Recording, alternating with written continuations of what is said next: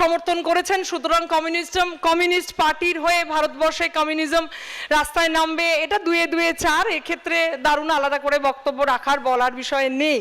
এবার আসি তাহলে ইসরায়েল প্যালেস্তাইনের যুদ্ধের বিষয়। ভারতবর্ষের কেরল, যেখানে পিনরাই বিজয়ন আবার ফিরে আসা, অর্থাৎ সেখানে কেরালার সংখ্যা যে ভোটার তাদের প্রায় 30% কিন্তু সংখ্যালঘু। এবং দেখবেন যে এই প্যালেস্তাইন সমর্থন যারা করেছেন তারা আরব দুনিয়ার মানুষজন বেশি, যারা অনেকটাই কেরল থেকে এসে এই এনআরআই হয়ে বাইরে কাজ করছেন।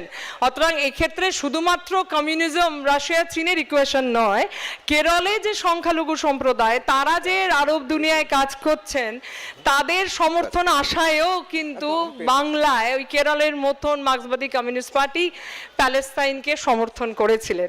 ইসরায়েল নিয়ে কথা বলে না কেউ, কেন? ইসরায়েল নিয়ে কথা বলি না কারণ পৃথিবীতে ইসরায়েল বলে কোনো দেশ নেই। যেটাকে আমরা ইসরায়েল বলি ওটা আসলে অকুপাইড প্যালেস্তাইন।